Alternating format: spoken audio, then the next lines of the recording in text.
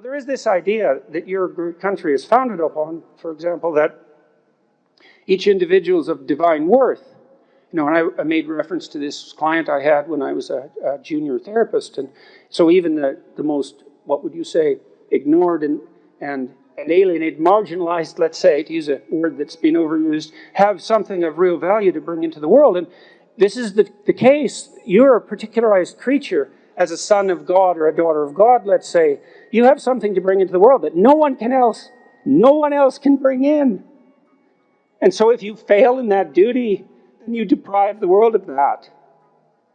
And maybe you shouldn't do that. Like maybe everything's lesser if you do that. And you don't know how much lesser, because the world's also constituted in a very strange way. Dostoevsky said that we're not only responsible for what we do, but for what everyone else does, which is truly an insane thing to say, but also in some sense fundamentally true. I don't know how it is that each of us can bear the burden of the world on our shoulders singularly, because I can't really comprehend how things can be structured in that manner, but I do believe nonetheless that it is the case, and so that if you forswear your responsibility to the highest good, then you tear something out of the fabric of being that is of inestimable value. And I do believe you will pay for that if you do it, and I would suggest that you don't pay that price, because it will not be pleasant. That's definitely hell. And if you don't think hell is real, you haven't thought about it enough. It isn't a matter of other people believing foolish things. It's a matter of you being so naive and so well protected that you have no idea how the world is constituted. And so that's the temptations, let's say. Chaos and nihilism and hopelessness, or intellectual pretension and the desire for self-aggrandizement and narrow power. Don't do that. It's not helpful. It won't do you any good, and it's beneath you. It's beneath you to do that. And you that will manifest itself in your life, that subordination of what's highest in you to those lesser gods, let's say. That'll manifest itself in the torments of your own conscience. And no one escapes from that, And so, don't do that. Don't make that choice at the crossroads.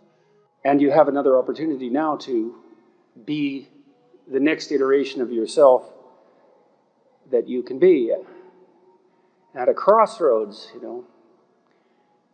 the metaphor works because you make a decision. You go one direction or another. And there's an old blues idea that you meet the devil at the crossroads.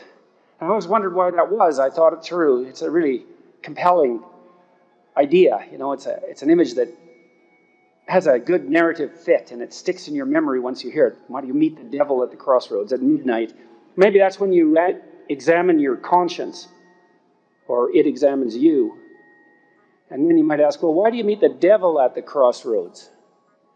And the answer is, most fundamentally, because when you come to a place in your life where you have to make a choice, and I think this is actually true of every choice we ever make, but it's more evident when the choice is more weighty, let's say, as the choices that lay themselves out now in front of you are weighty. You aim up or down. And there's always an agent of temptation at every choice point enticing you to aim down. And we've thought a lot about what aiming down means, and so I'll run through that for a bit. The spirit of temptation, it manifests itself, for example, in the story of Cain and Abel. And so Cain falls prey to temptation, and God bluntly informs him when he complains about his fate that the temptation was freely chosen and that he could have done differently and better. And Cain becomes, this is in the aftermath of the improper sacrifices that he makes. The sacrifices that he makes that are not everything they could be, they're not in the service of the highest good, that are deceptive and arrogant simultaneously, because when we make improper sacrifices, we believe in the deepest part of ourselves that we've pulled one over God. And I suggest that that's a temptation you might want to avoid, that presumption. And then you might say, well, if you're tempted to aim down, you're tempted to make improper sacrifices, you're tempted to arrogantly presume that you are going to get away from it, that you're not going to be called on it. So what's the proposition here? Well, I think when we describe these frameworks of perception, the name we give to the description of a framework of perception is a story. And I think the reason that we like stories so much is because we need to establish frameworks of perception in order to operate in the world and to allow ourselves to be integrated peacefully with other people. And so we're extraordinarily interested in anything that has a narrative basis. And the reason we're interested in that is because we're trying to build within ourselves and collectively the structure that enables us to perceive the world without undue confusion and chaos, and in a manner that provides some value to us and some sustainability. That's the goal overall.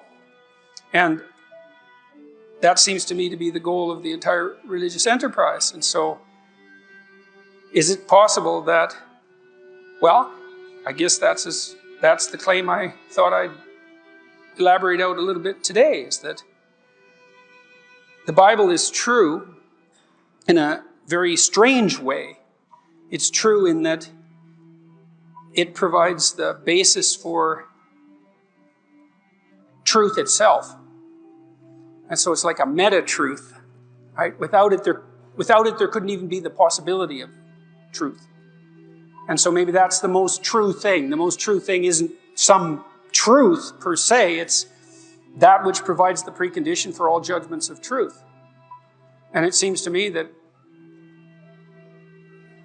I can't see any holes in that argument. And I can't see any holes in it from a scientific perspective either, because I think we do know well enough now as scientists that the problem of deriving ethical direction from the collection of facts is an intractable problem.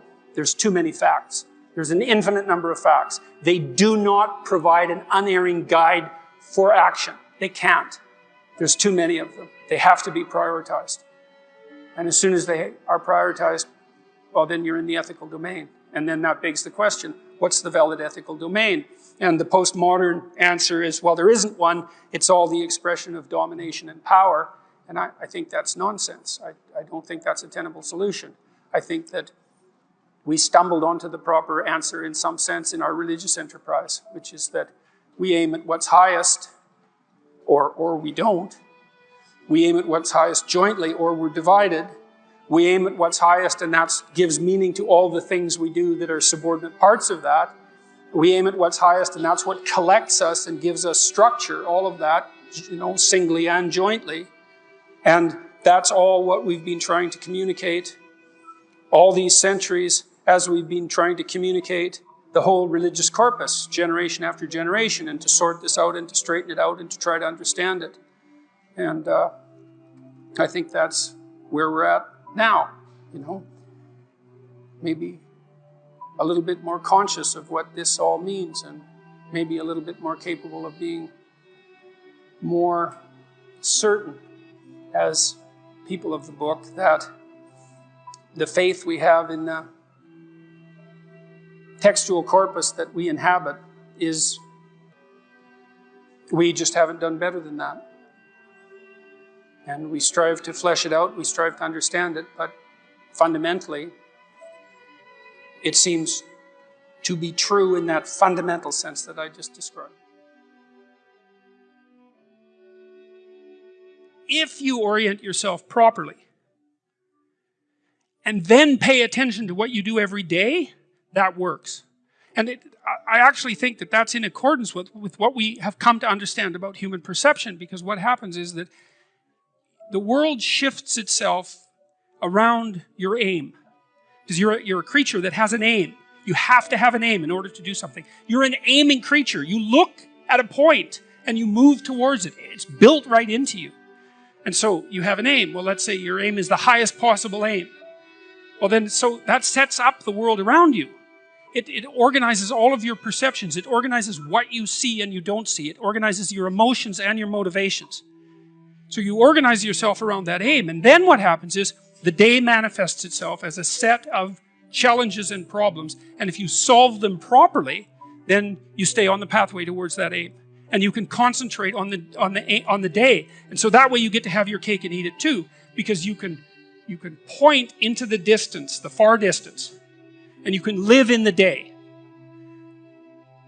And it seems to me that that makes every moment of the day supercharged with meaning. That's how, because if everything that you're doing every day is related to the highest possible aim that you can conceptualize, well, that's the very definition of the meaning that would sustain you in your life. Well, and then the issue is, well, back to Noah. Well, all hell's about to break loose and chaos is coming. It's like when that's happening in your life, you might want to be doing something that you regard as truly worthwhile. Because that's what will keep you afloat when everything is flooded. And you don't want to wait until the flood comes to start doing that, because if your ark's half built and you don't know how to captain it, the probability is very high that you'll drown.